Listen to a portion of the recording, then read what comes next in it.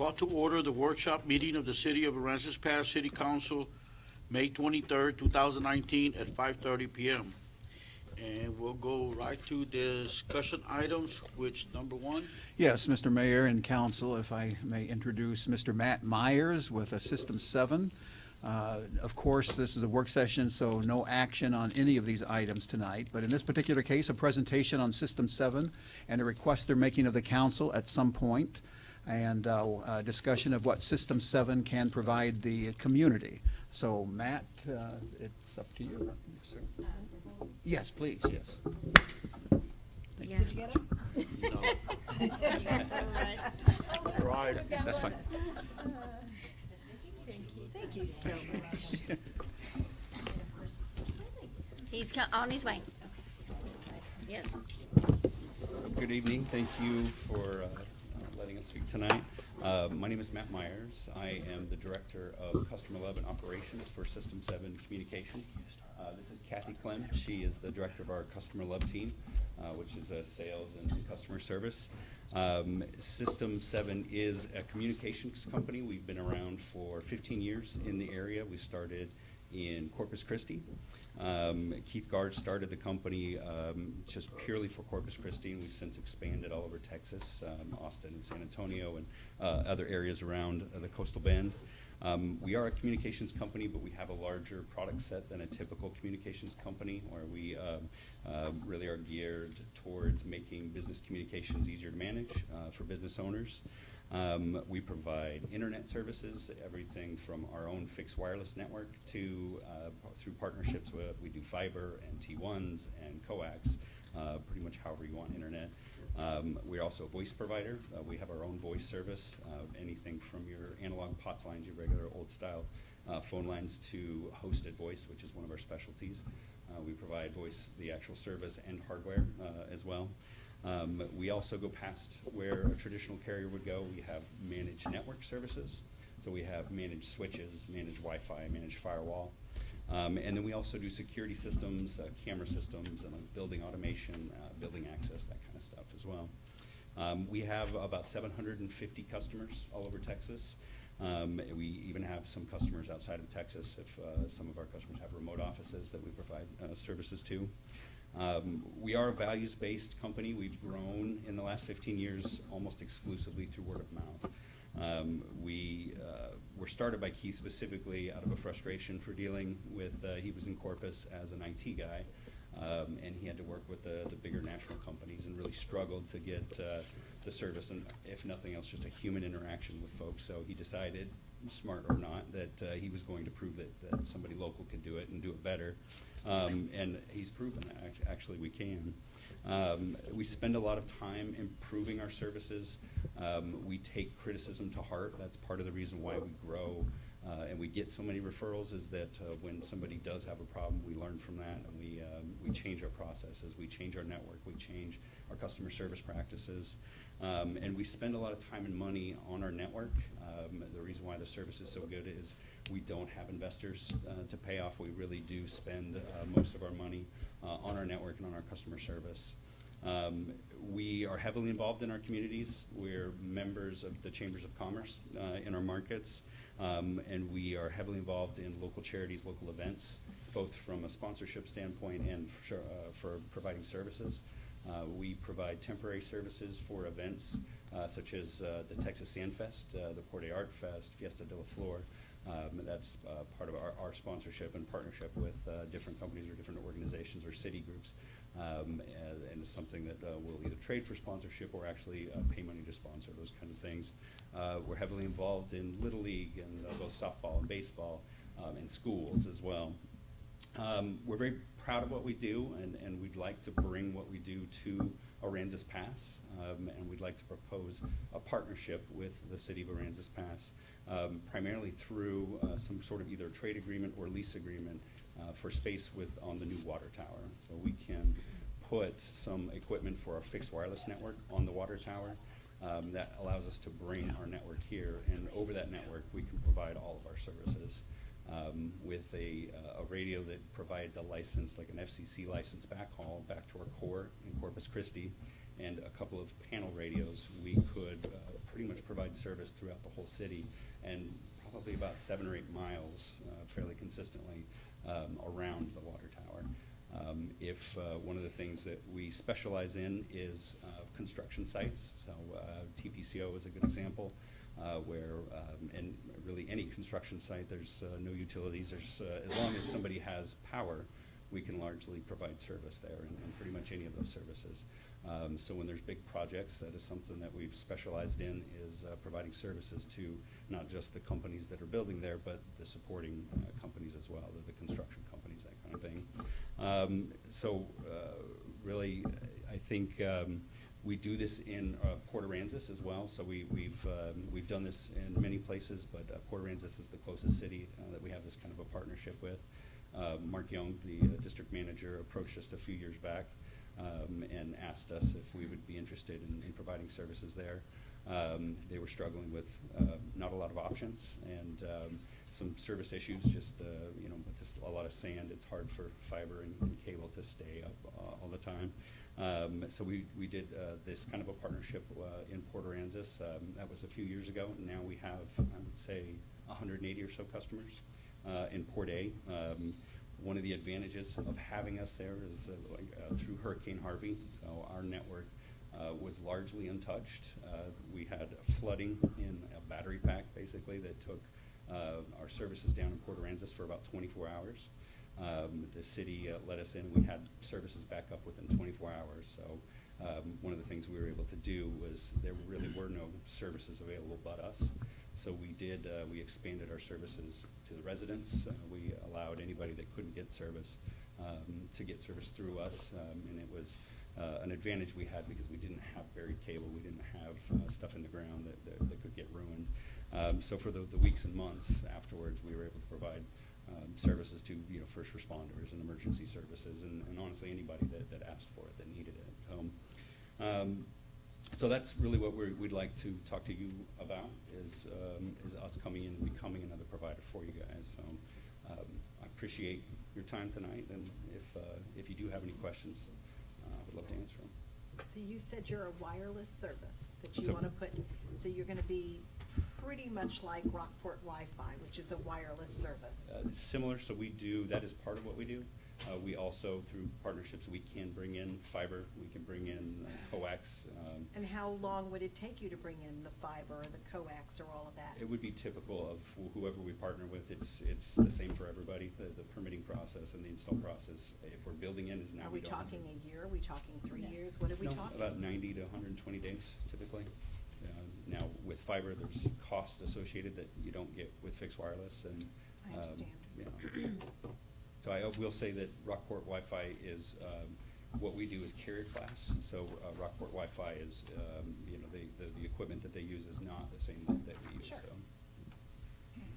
Did you say you've been in business for 15 years in Corpus Christi? Yes, ma'am. Yeah. And you have 750 customers? Yes, ma'am. Of which 550 to 600 are here. Yeah. The rest are throughout Texas. Aransas Autoplex is one of our business. I'm a city. I live here. I know some of you guys know me, including Billy, and I think I've met Jan before too. But I live on Dewberry. I've been through this with the hurricane and everything. So knowing, I was just hired. Aransas Autoplex referred me to the company to work here because I am local, and I can't tell you how proud I am to work for this company because of how much they invest in this community. One of the first things within a couple of weeks of my arrival was them setting up a sandfest and having everybody, all the businesses there, have service through us for free. So appreciate that we're very, very involved with this. Ingleside ISD is one of our customers. You'll see a list in your brochures that has some of our major customers. And so it allows us to become even more involved in this community than we already are. So you're looking to, provide service to our residents? Well, initially, we're business oriented. Business, okay, for Initially, businesses, and, okay. long term, we have security services that we're working with, that we're going to be growing into. That will be more focused towards residential in the long run. Okay. And initially, it's going to be like for Aransas Autoplex. They were back up with internet within 2 to 3 days. So we all know what that was like living here. So as of right now, Tommy, Tommy Gardner's your only customer in Aransas Pass? Correct. We actually do have Aransas Oaks RV as Oh, well. sorry. Yeah. Okay, yes, a lot All of right. ones too. Yeah. Okay. And, any questions about what we have to do with the tower? I know that Gary was specific about it, but I wanted to know if you guys knew what we need to do to the tower to do this. Hey, Mayor and Council, I believe, David, correct me if I'm wrong, but we had like Rockport Wi-Fi on there before the storm, right? And we were benefiting from their presence on there. And I see the benefit of us having this as a second layer. I wouldn't substitute it for what we have in the ground fiber or anything like that, but the PD could definitely benefit from another layer of redundancy through a partnership. Just putting that out there. And that is, we partner with most of the local cable companies as well. So that's our premise, is that we're here as a backup for people. Absolutely.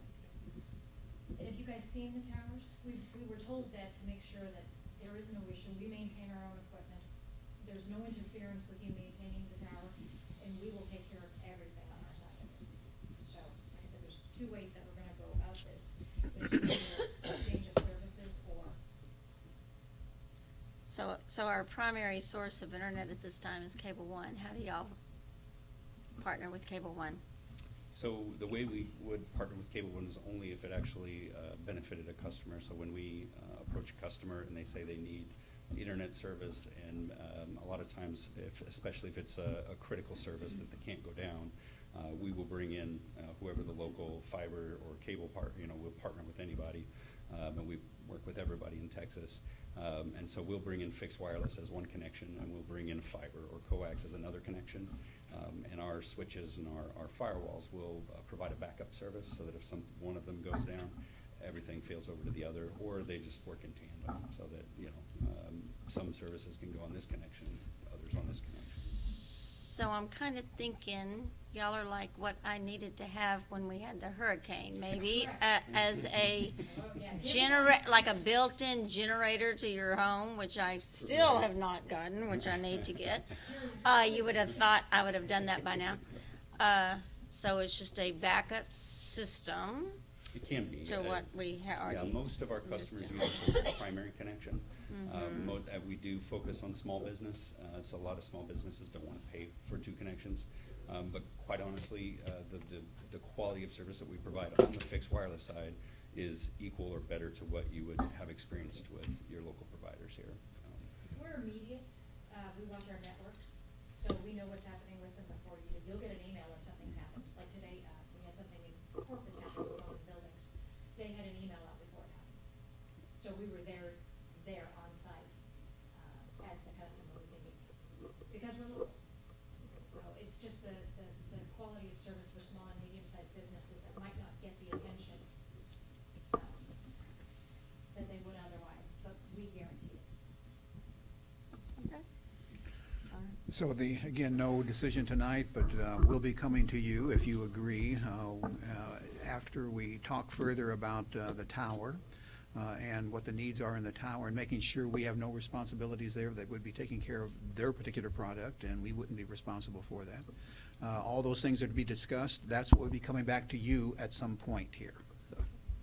Yeah, do you have any pictures of what the equipment looks like, or what it would be visible from on the street? I can provide that, yeah. And if you are in Port Drive Arthur, to we go- Gregory and look at the water tower in Gregory. It's Okay. not a large piece of equipment. Yeah. But yeah, we can provide those. Yes. You'll see what it looks like. You'd be amazed at how small. The guy showed me today, and I was like, "That's for the whole city." Yeah. So, and Yeah. remember, these services are à la carte. You can have phone services flat or internet. So, what a lot of our customers do is start with one thing and maybe add another. So it's not always everything at once. That's one thing we do, is they can buy, choose what they need at the time. All right. Thank you. Guys, I appreciate it. Okay, thank you so much. Mr. Mayor and I'm sorry.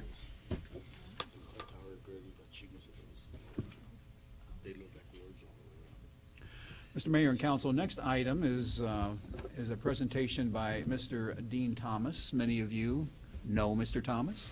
And he's going to be talking about the waters around us and the valuable assets in our particular area. we're bringing this up. That's, All right, thank you very much. And thank you for your time tonight. My name is Dean Thomas. I own Slow Ride Guide Services and Kayak Rentals. Been in a business taking people fishing on the waters of Redfish Bay for 17 years. And so tonight I'm going to take a few minutes and talk to you guys about the current conditions and some of the risks that that our resource faces. So yes, it's our water assets, and we call it our water assets. It's actually a natural resource which happens to belong to the city. So I feel like there's a lot of responsibility that goes with protecting that. Currently, it's in really good shape. A lot of people do visit it, enjoy it daily, or almost, loving it to a point to where the pressure becomes an issue for that. We have extremely shallow water, crystal clear grass flats that is only 6 miles wide at Aransas Pass. So the distance at the length of that causeway is the width of a very strip of grass. It's very shallow and subject if one big disaster could wipe out that entire strip. Currently, we have a lot of people who enjoy the water. There's fishing, birding, boating, kayaking, and the benefits of that is felt by all of our community, the restaurants, the hotels. Hundreds of fishing guides are supported between Ingleside and Rockport and Aransas Pass and Port Aransas. All of these marinas combined support the largest concentration of fishing guides in the state. Galveston is very close second, but we have more of that industry in our little triangle right here than anywhere else in the state. The fish are abundant because of the habitat. The reason we support all of these guys and girls out there catching all these fish is because it is very healthy. The seagrasses, the reason that, the fact that it's kind of isolated in this little stretch of the coast has really protected it over the years. There's not a lot of industry on either side, and to this point, it's been left alone. The value of the resource is probably immeasurable. We don't know. It's hard to gauge how many people actually come and spend how much money in all of these places, but the traffic rolls in every weekend like they opened a gate somewhere. There's fishing, I mentioned birding. People just come to the coast for a weekend just to spend time looking at the birds and the sunshine. So there's thousands of those people that come here every single weekend. The uniqueness of our place is really is worth mentioning. Up and down the coast, we have a lot of people who fish, but the flats of Aransas Pass and Redfish Bay are very unique. They're crystal clear, they're covered with seagrass. The fact that we have a law that protects all seagrasses in Texas started right here in Aransas Pass. The battle to save the seagrass in Texas was fought right here in Redfish Bay in that little triangle. So that since then has been battled, and now all seagrass in Texas is protected under law. So it's very unique and it's very vulnerable because it is such a narrow strip of land. There's been a lot of talk about the industry that's coming our way, and I've thought about that a lot on comparing it to other places that I've visited where they've already seen the future of Aransas Pass. They have faced the challenges that we're looking at right now. So I visit a lot of places around the country. Some that are close to us are a really good example, such as Galveston. It's one of the biggest tourist industries probably on the entire Gulf Coast, and it's in the shadow of the largest petrochemical industry probably in the United States. And they have managed to coexist. However, the ecology has changed dramatically over 30 or 40 or 50 years. They do survive with each other, but it's not because of each other, it's in spite of each other. The industry is going to have a huge effect on our shorelines. Erosion is taking place now. I don't really have a pointer to show you guys, and if we have, I would be glad to come back at future meetings and point some of this stuff out. But these peninsulas and these little narrow sandbars are eroding very fast due to boat traffic. And it's been in the news every day that the channel is being widened now. So there's dredge equipment out there. Pointer? Push the red button. So, and this peninsula right here where the boats come down, and for people who remember, you used to could drive out the causeway and take that road and actually drive out to the tip end of it. And it's underwater now, it's completely submerged, as are many islands along that path. The anticipation of erosion has already been kind of addressed because they're building these rock groins in front of Ransom Island. That came with some of the construction in Portland, the Portland shoreline, whenever that happened. So all of these things are taking place. The little narrow strip of grass that we have, that all of these people thrive on, is feeling the pressure in all those angles. And the pollution that comes with those is well documented. Look at Louisiana and Galveston, the spills, the things that have taken place there. They are all very likely scenarios to take place here when the same industry takes place. The one positive thing from it, as I've thought about how do we coexist with these people, how does nature and what we support coexist with industry, because industry is big money, and both of those things are really required to have a great community. And the fact that the new plants and the new industry does fall under a lot of new, very strict guidelines. Some of those plants are very difficult to do nowadays compared to what they did in the past. They're not allowed to pollute, they're not allowed to emit a lot of things in the past. So if it is new industry, hopefully as they evolve, they will evolve with us and protect those things. And hopefully that they will feel a responsibility for the resource, because it's not just an asset, it is a resource. We just happen to be fortunate enough to be overseeing it right now. And hopefully you guys will make a great decision for all those future ideas, and I thank you for your time. Thank you. Dean.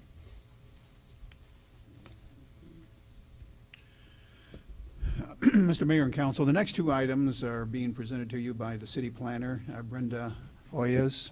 And Brenda, we're trying to get input from you on these items. We need your thoughts on some of the issues that she's bringing up, especially the RV parks. Good evening. I brought this to Gary's attention mainly because I'm getting about 2 calls a week from people saying, I want to open an RV park. So usually the area that they want to is not allowed. So they are like, well, let me think about it and I'll call back. But I wanted to get some more information. There's a little PowerPoint at the bottom, if you could open that, please. Very good. On the first page, well, the second page, is a picture of the area of the RV parks that we have in the city.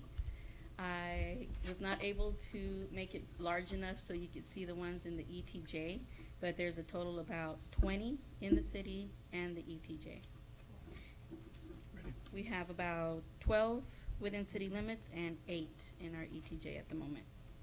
If we go to the next slide, out of those 20, 13 were nice enough to share their information with me. Some others either never returned my call or they just never answered their phone. Their capacity from the 13 RV parks that I spoke with ranged from 17 to 188 sites that they have. 8 RV parks are full 90 to 100% of the year. 2 of the RV parks are full 80% of the year, and 2 of the RV parks are full 65 to 75% of the year. And the lower ones are usually the smaller RV parks that are less, 2 acres or less, that are usually grandfathered in. They've been around for a while. And all 13 RV sites are close to capacity. Usually they have from 5 to 10 lots just barely available right now. They're pretty full. On the next slide, some notes from the owners that I spoke with. They said that most of the renters are long-term. They're there long-term. They're not visiting. They're not on vacation. They would not like to see any more RV parks open. They feel that there's sufficient and that there's enough movement for them to go around in all the RV parks in the area. And the short-term rentals are mostly workers that stay here from 3 to 6 months. Some of the things that we're looking at on the next slide is to change in the RV ordinance that we have now, is to have hydrants from every 300 feet that we have now in the ordinance to 500 feet. And that's after speaking with Chief Kelly on that, the fire chief. The parking, we've also had different people that are planning on building very large RV parks. We've had conversations with them. And right now, the code has it to where we ask for 1 visitor parking for every 4 RV sites that they have. So we're giving them another option to where they can build 2 parking spaces for every site, because right now it's only 1 parking spot per RV. So it could be either or that they would choose depending on their configuration of their park. Setbacks, right now, some of the ones that we're trying to change due to, I've done some research at some other cities, we don't really see any reasoning for the codes that we have now of it being so large. So right now, kind of put them a little backwards, but on code right now, from the property line to the street, it's 20 feet from where they can start putting the RVs. And if it's a street corner, it's also 20 feet.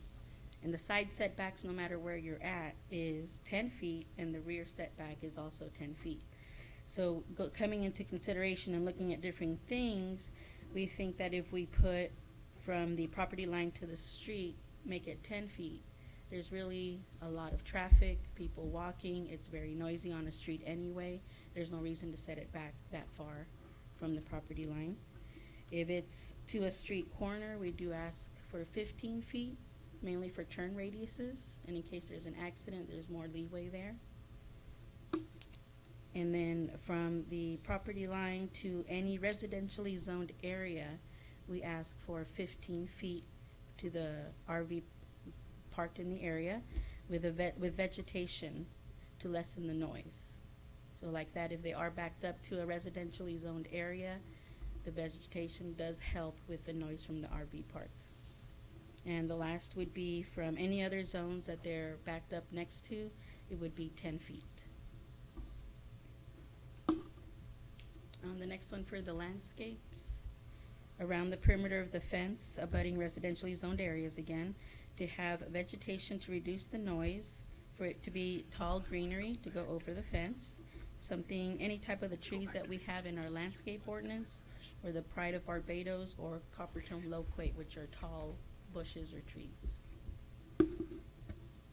One of the last things for the RV park would be the maximum size of RV lots. The code states now it can be anything from 2 to 10 acres in size.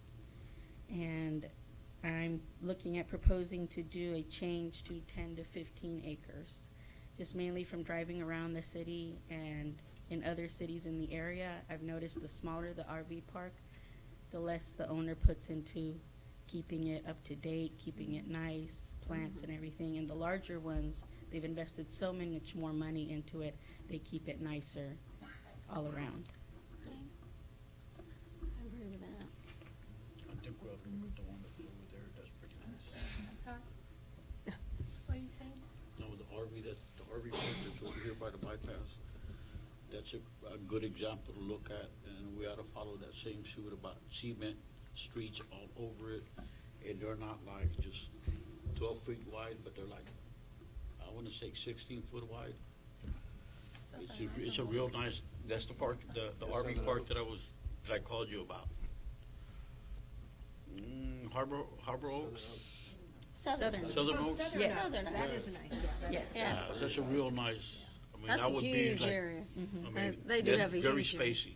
Yes, it Yeah. is. Mhm. I That's have the a way they que- all should be. I agree with that. That's huge. Yeah. Yeah. Very spacey, not like, But I do have a question that maybe is not for this time. RVs don't pay any hot tax funds or anything. Is there any way to put in something so that the city is getting some revenue back on that? There actually is. We're looking at a touristic PID. And so that Okay. might be something that we can add to that as well. I think we definitely need to. Yeah. I'm just kind of concerned of just being super overpopulated with RV parks. And I'm just really concerned, we need, to me, we have too many. And I guess what stands out more in my mind is the ones that are just Low end. real, I mean, horribly maintained. Right. There's, I mean, dirt streets, you know, just, they look like the RVs that they parked there were built in the 1920s. Falling apart. I don't even debate them at that time, but anyway, I mean, they're not even kept up, and so I don't even know how someone can be allowed to live in those type of RVs.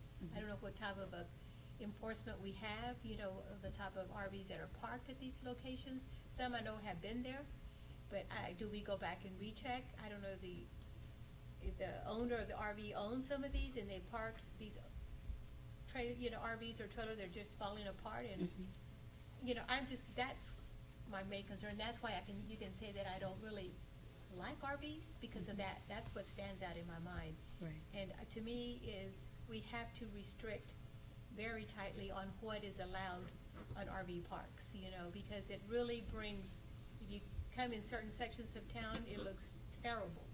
And some of them as you're coming into the city, and that no matter how tall you build the fence, it's still gonna be there. You're still gonna be able to see it. So that's just my concern when it comes to RV parks. I think we have too many. We should stop it. That's just my opinion, just me. Okay. And I do agree with you 100%.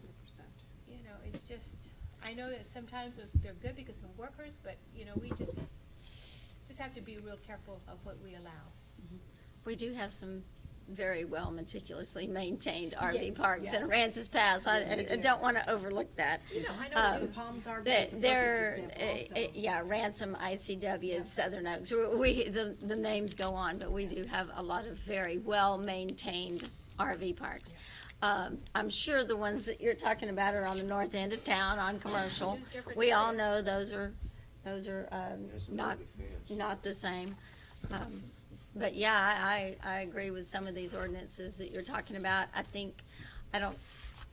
Me personally, you know, and we're not, no action item here tonight, but there are some RV parks here in town that are very, very nice, that are tucked away, and you don't even know that they're there.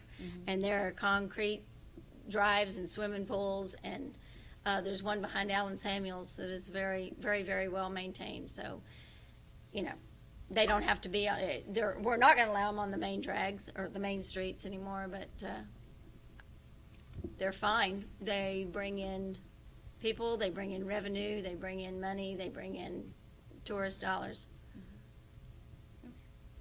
Any other questions? Okay, the next one on the list. Before you leave that, so what I'm hearing from the council then on that, Brenda, is strict or even more strict guidelines than what we have now. Is that what you're hearing? Yes, sir. Okay.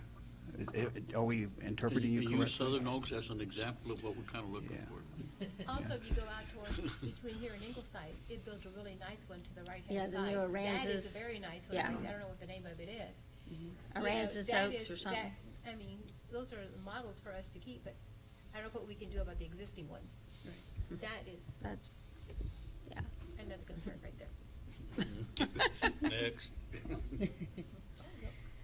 The next one Okay. is Tropical Breeze. It's a street off Demery Lane, and we found this because a manufactured home came in. They were trying to move it into that property. Mayor, I'm I'm sorry, I think that Mr. Paxton is wanting to speak on the RV park. Oh, sorry. Okay. oh, okay. I didn't get what you were trying to motion over there. I won't be long. My name's Jim Paxton, for those that don't know, and I'm a commercial realtor in the area. I've sold a couple of properties within the city limits to people for RV parks, one of which isn't quite built yet, so he's kind of twixt in between with your current changes. Everything I've heard tonight makes a whole lot of sense to me. My input would be this. There's a gentleman named Ron Beard who's spent about 30 years being a consultant to people building RV parks, which includes all the way up to Jellystone and some big things. But he's been a consultant to cities in 10 states on RV park rules and regulations and why they're good and why they're not. And he's not against any regulation. I'm just saying some end up being not as good as you might hope. So he would charge you $1,000 to review your current and make suggestions, and then from there at least give you the input from the experiences of other cities going through the same process. And I have copies of his little information sheet from my viewpoint, the one point I want to make is RV parks are going to be the homes of the future for a lot of people, and they want to be here. They can't afford the cost of dirt and the cost of construction for traditional stick-built houses. So you're really planning on what will be growing communities for a long time to come, and I hope you consider that. If anybody has any questions, just ask. Thank you. Thank you.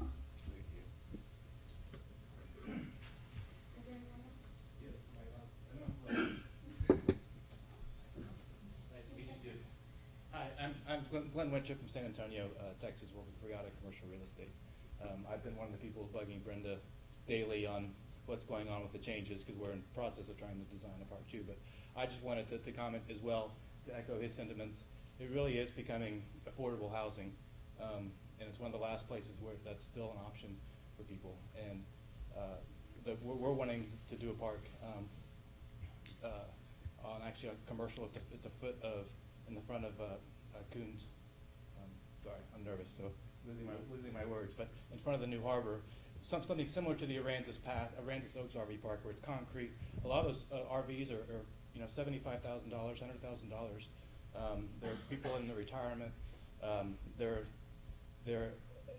really the last option. And I wasn't prepared to speak, but I was just coming to listen. So again, forgive me for rambling, but I just wanted to echo your comments. Okay, thank you. Thank you.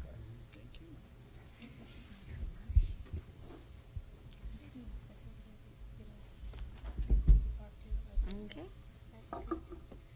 So on Tropical Breeze, the gentleman came in to move his home, and I usually look at the zoning first, and I noticed that it's the whole street is currently zoned general business. And as per ordinance 2014-4066, manufactured homes aren't allowed in general business. And so I spoke with the gentleman and said, let me talk this through with my boss and with the council and see what we come up with. And one of the things that we talked about with Gary would be to do rezone their property at a discounted rate. Now, what rate that would be, we don't know yet, because right now it's $800 to rezone, and each property owner owns their own lot, and there are 22 of them at the moment. Is this where Lazy Acres was? I'm sorry? Where are we talking about? It's before you get into You were- Walmart on the By right-hand side. Spanky's? Or what's the specs? Or what's So the- it's the not liquor where store? Lazy Acres was? No, it's across the street on Denver. You Same pass- side as Lowe's?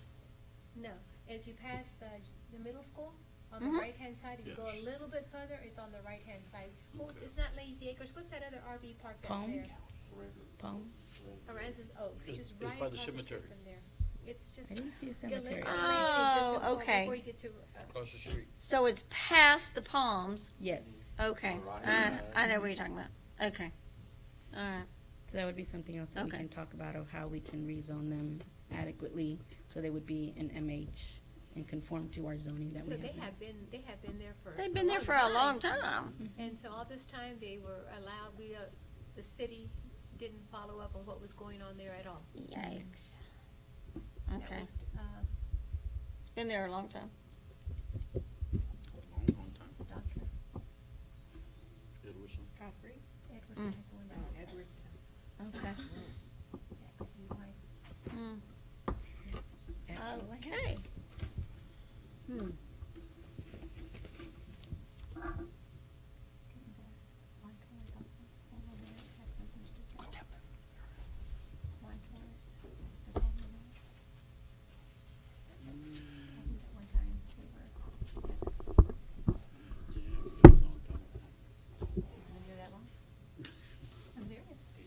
It's been there a long time.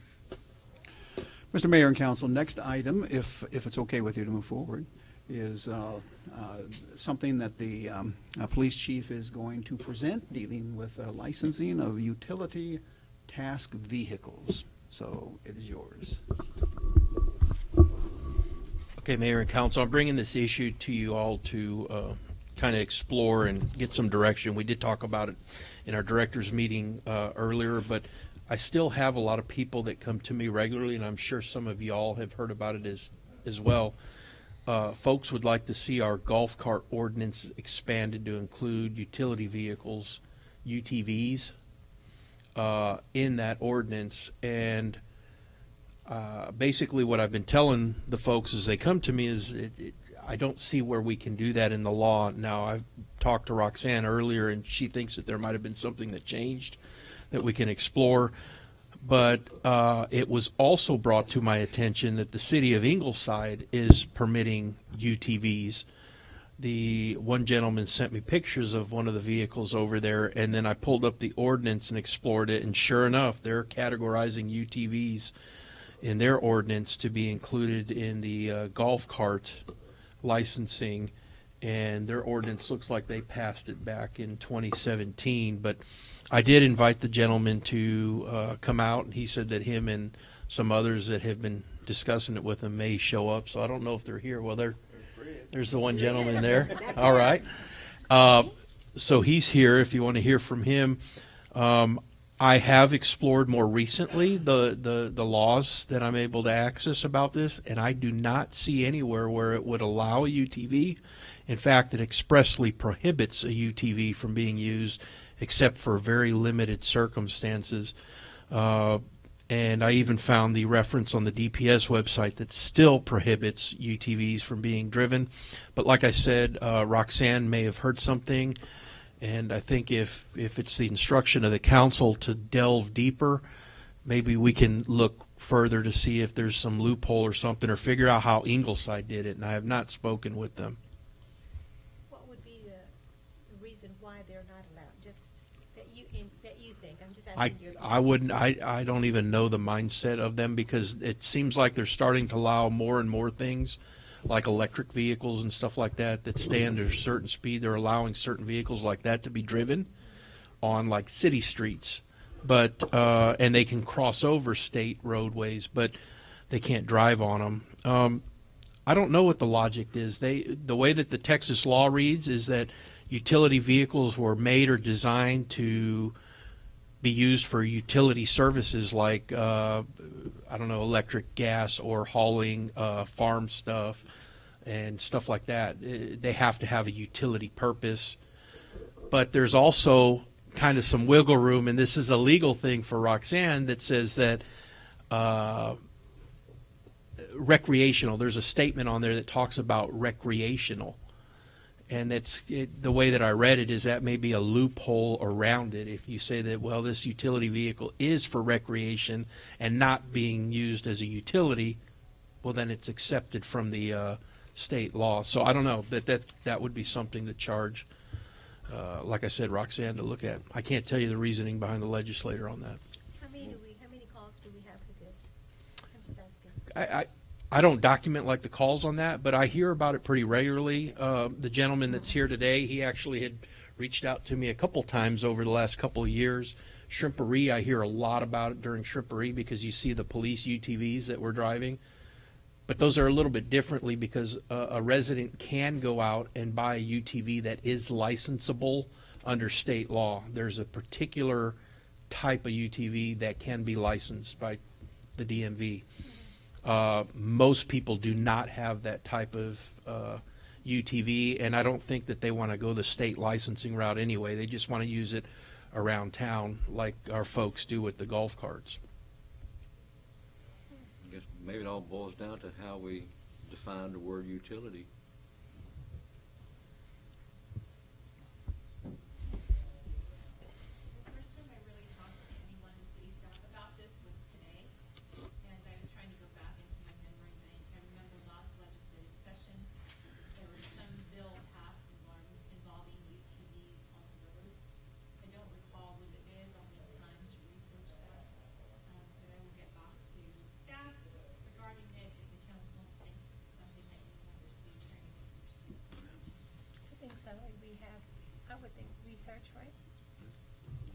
Nick, I don't see any difference between a golf cart and a UTV. You know, as long as they're got the insurance and the lights and the seat belts and horns and all that, I don't see the difference. And they are statutorily well defined, the difference.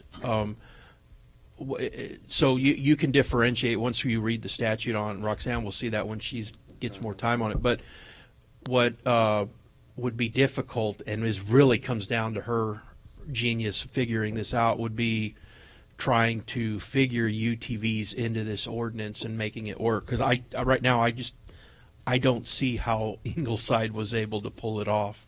I know that TxDOT has been promoting grants for shared use paths, and the shared use paths that they issue out grants for typically are wider than a bike path because they want various shared use to be on the path. I don't know if that path is wide enough to be able to handle an ATV or a UTV. But like I said, I haven't ever researched this before. This is the first new thing that's coming through, I guess, in the new world that we're in. We obviously have, in planning and zoning, you can have certain districts that would allow for that use, right? Because it would be a comparable use for the lifestyle of that district. But to be out in the open on a public street, I'm not quite sure, other than the fact that I do remember something in the last legislative session that tweaked something that was promoted by Austin residents, that was applicable statewide. So I'm gonna have to go back and research that for you. Okay. Thank you. Golf cart carries golf clubs, utility vehicles carry dead deer. Dead deer. We can stipulate that they must bear a dead deer in order to use. Mayor and council, we are, as from the police department standpoint, I am in support of expanding this if we're able to find a way to do so. Yes. Me. It is very popular amongst our Me as folks well. on the I coast as here. well. Do you carry All a right. deer, Fred? I just got one There was question. two How of them on fast is bypass yours gonna 35. go, Fred? Okay. I wanna ride in it, Tim. Come get me. Oh, Lordy. All right, thank you, Rex. Ready for the next one? Yes. This next item should be very brief, asking that you allow the city manager, talking in the third person, to appoint a committee to vet or review requests for lien waivers, or different waivers that we have before we take them to you. That's the purpose of the committee, and it can be done at the staff level. When I've done it before, it's been at the staff level.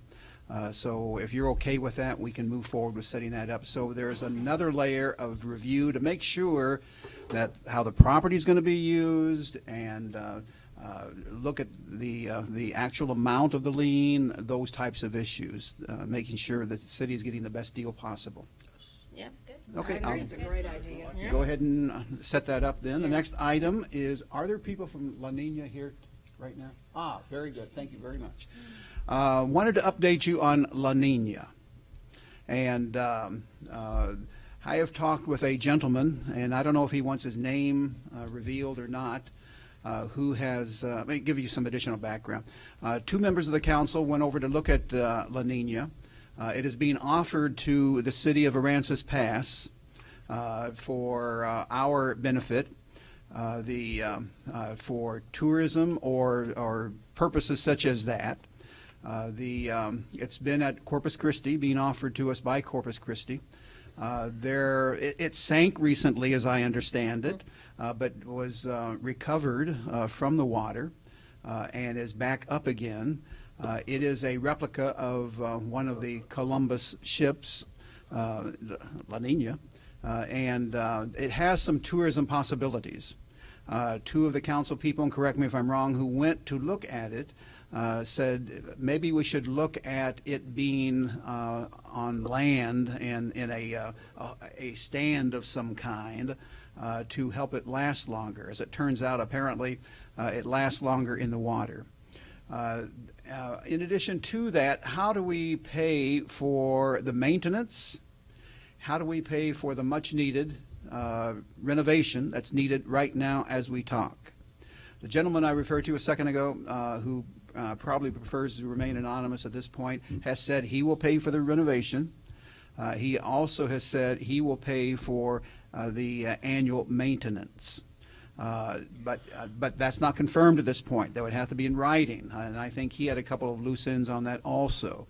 So the maintenance, there's a possibility, if the council is interested, and at this point, it's simply been a discussion by the council, a discussion, yeah, we're interested, but want to look at it more closely.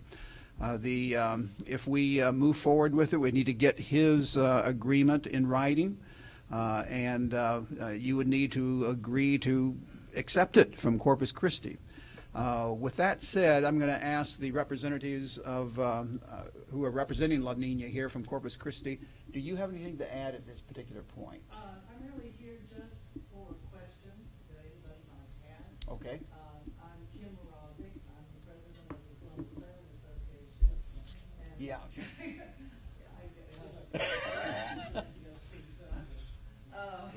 I have been with La Nina since 1995. I was an instructor with the sailing school. We graduated over 300 members in 15th century sailing. That ship sailed. I sailed on her for 5 years. All through Corpus Christi Bay, we went to Palacios, we went to Rockport twice, out in the Gulf, Naval Air Station. We sailed almost every other week. And it's a time warp when you get on board that ship, even now, with her not sailing. You get on board and you realize what in the world these people went through and why did they do it, and the fears and the superstitions and everything that went on during that time period. Yes, this ship is a replica. She was built in Spain, Cartagena, at the Naval Shipyard, and she was built in 1988. And she was built for the commemoration of the 500th anniversary of Columbus's first sail to the New World. There were 3. You probably know the story. 2 of them, unfortunately, Pinta and Santa Maria, were put in dry dock at the Museum of Science and History in Corpus Christi. That's the worst thing you can do to a wooden ship, is take her out of the water. And that's why we had discussed, possibilities of here, taking her out of the water and putting her in a cradle and this sort of thing.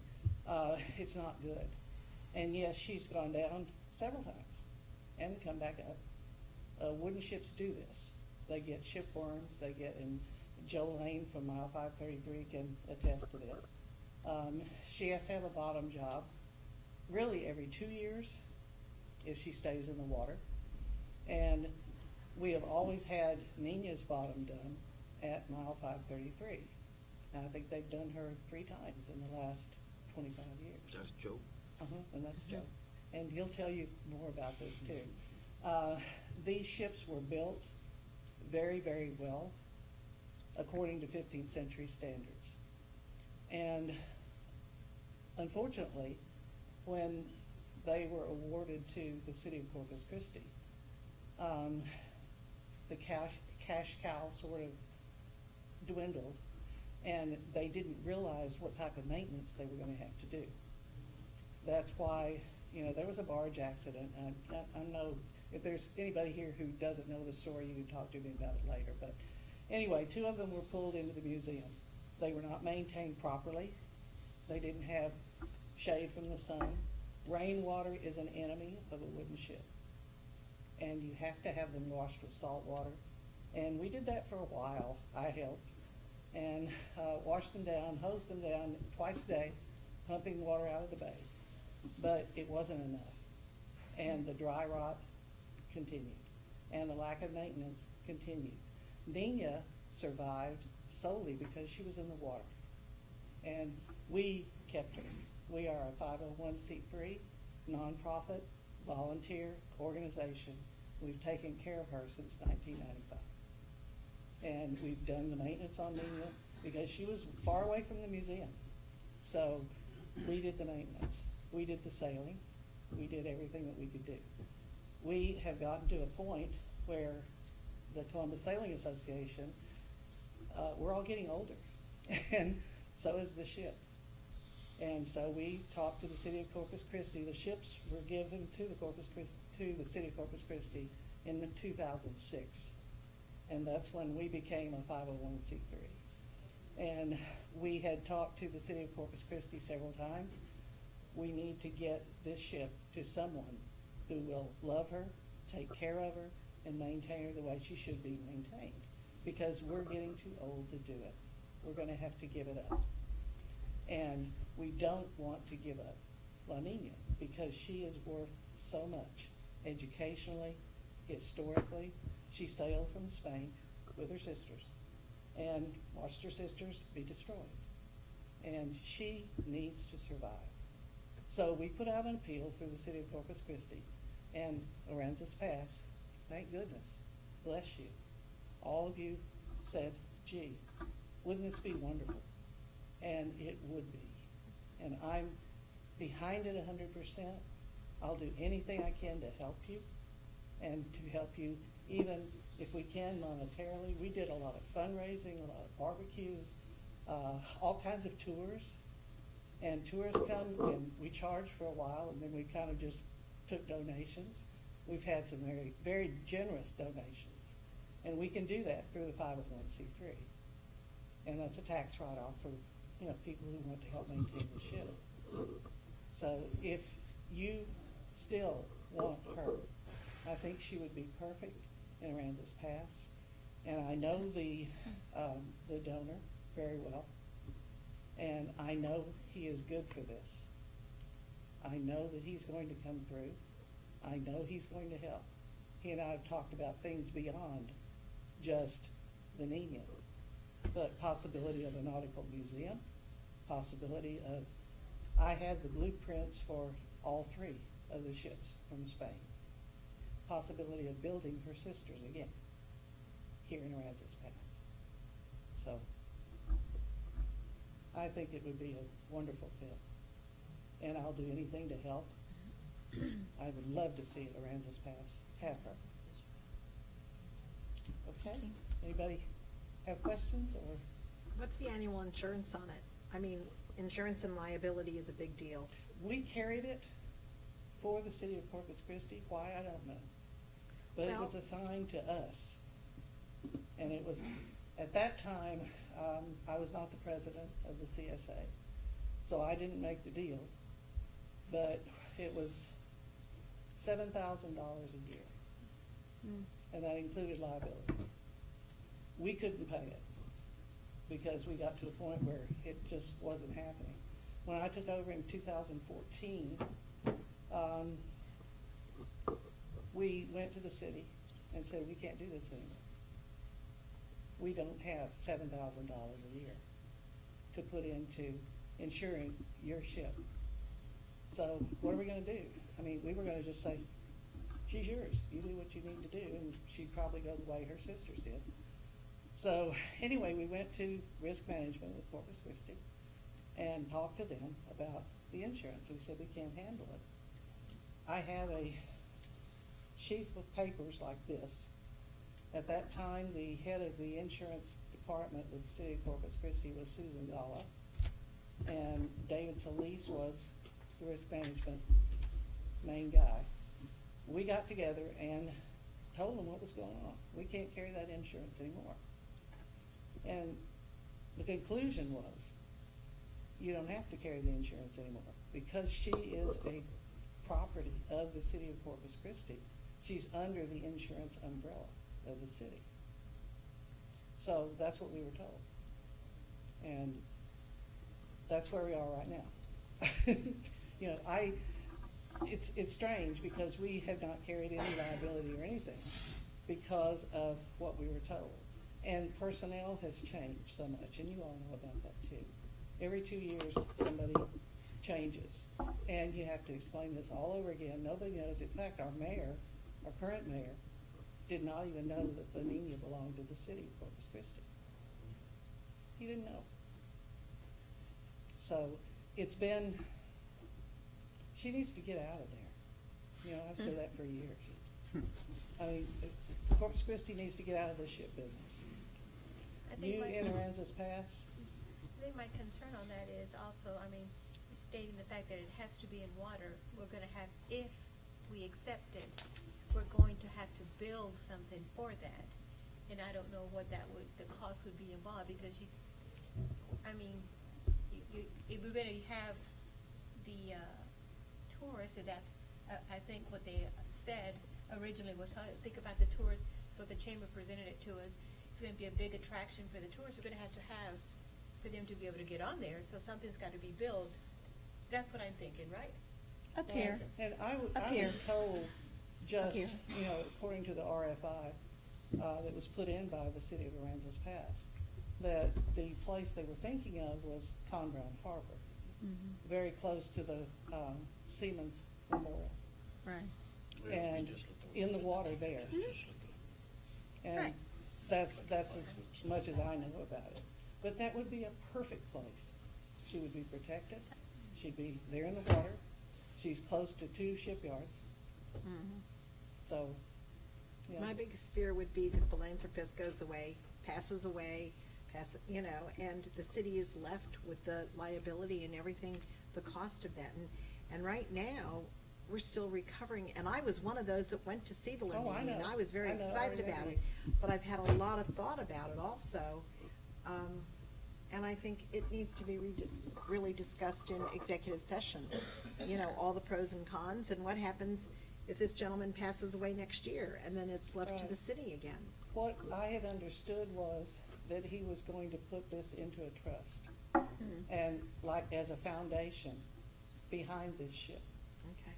And I really honestly believe he is good for it.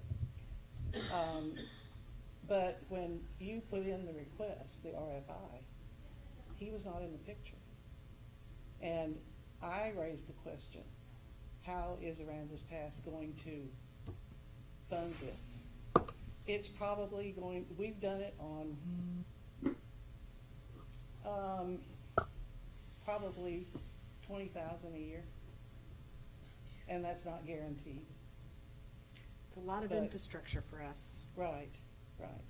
But like I said, when you put in the request, the philanthropist did not come forward.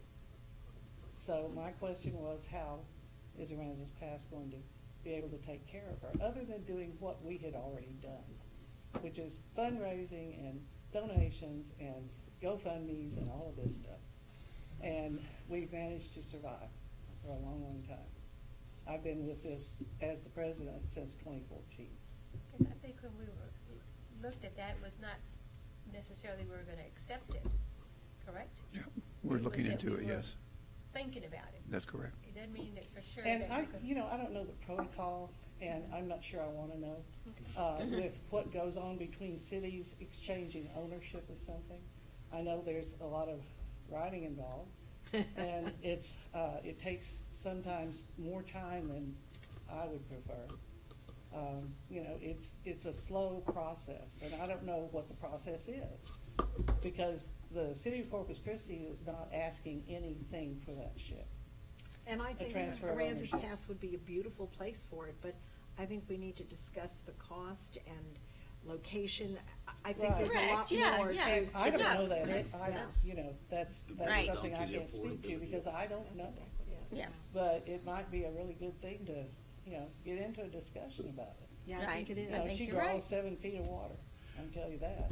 I'm wondering if the donor would be willing to go into that closed session? Would he be willing to come here and go into that closed session with the council? You know, he approached you all, I believe. I've correct? talked with him a couple Yeah. of times, yes. Yeah, and I've talked to him many times also.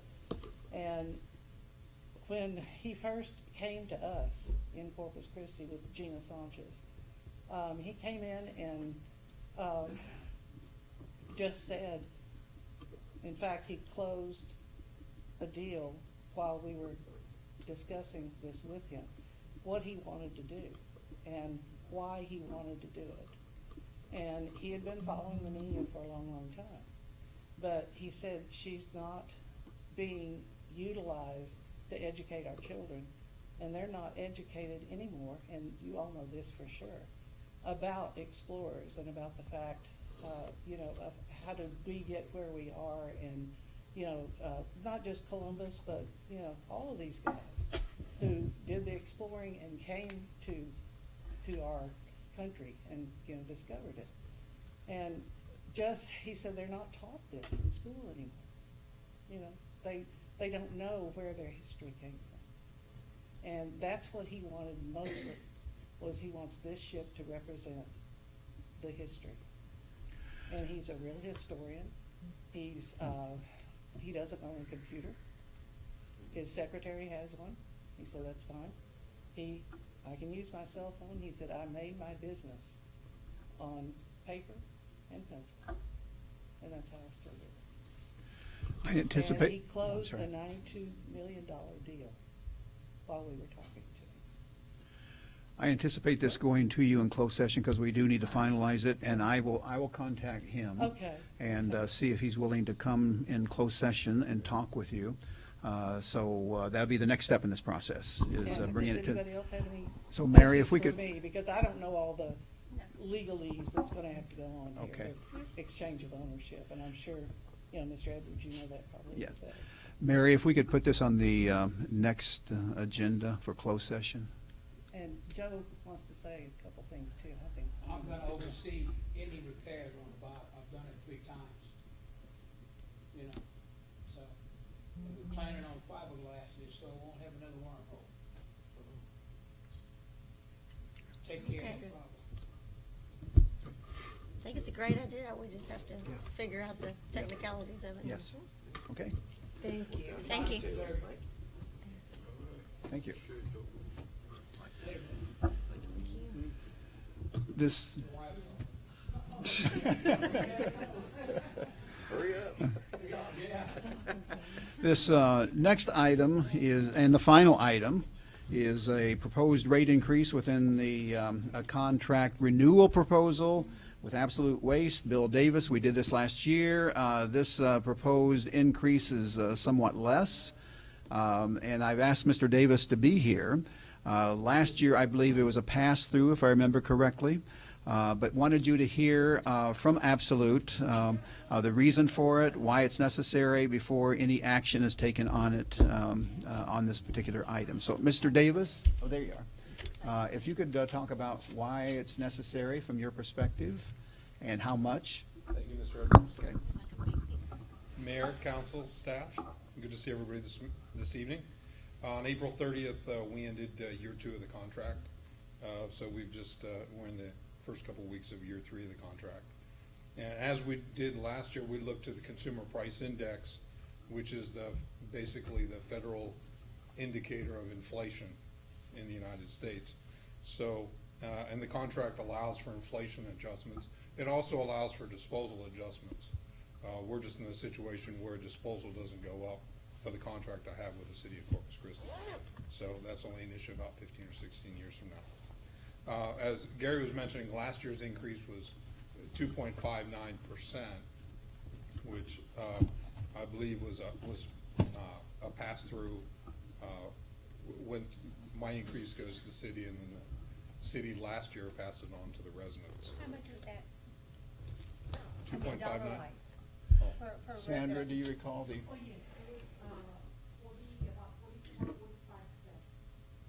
That included the tax, which you have to, Okay, is okay. taxable. Per household. Yes, for residential, yes. Okay. Obviously, commercial, that is depending on the service. And that's per month. This year's inflation rate is substantially less. It's 1.93%. Typically, you see inflation 2 to 3% per year. Didn't quite hit this. It's a little bit less than normal.